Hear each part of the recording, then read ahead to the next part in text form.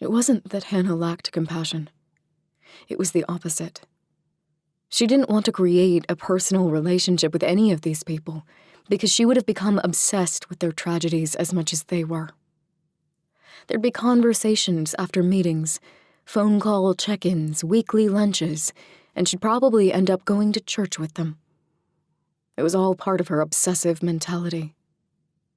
Like last summer, when she read Cadillac Desert, a book about the depleting Colorado River and the impending drought in the Southwest.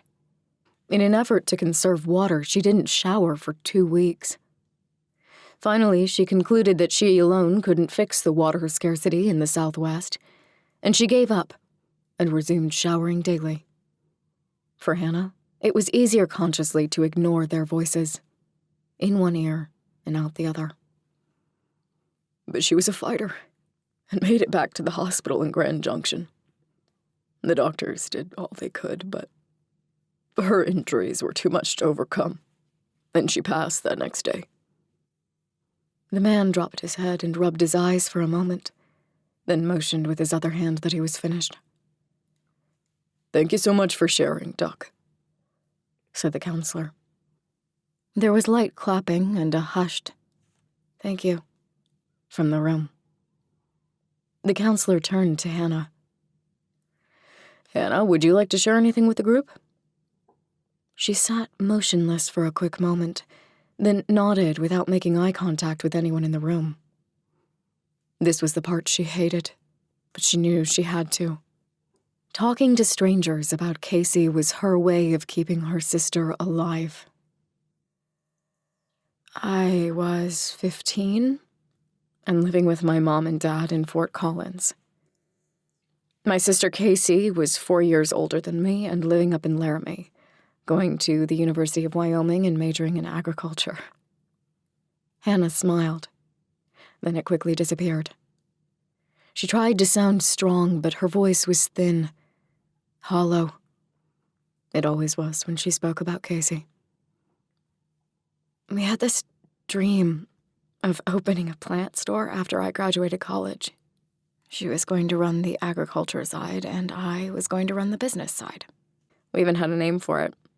CH Plants and stuff. We were going to specialize in rare and hard-to-find houseplants. Hannah paused for a moment.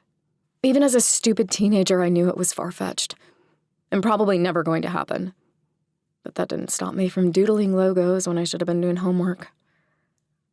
Her right knee was bobbing and her heart was racing. It didn't matter how many times she told the story. It never got easier. Never.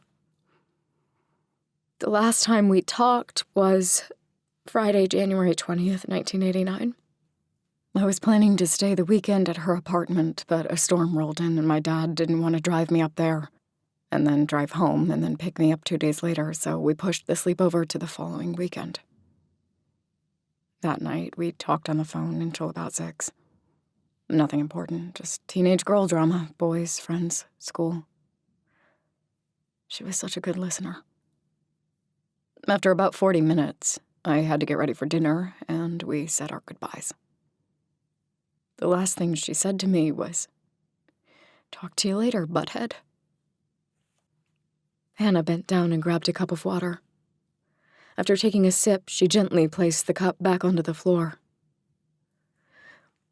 That night, someone jimmied her patio door, snuck into her bedroom, bound her to her bed, and proceeded to repeatedly rape her for the next few hours. He stopped at some point to make a sandwich and eat a couple of Oreos. And before he left, he stabbed her multiple times in the stomach and chest with a steak knife, and just left her there to die.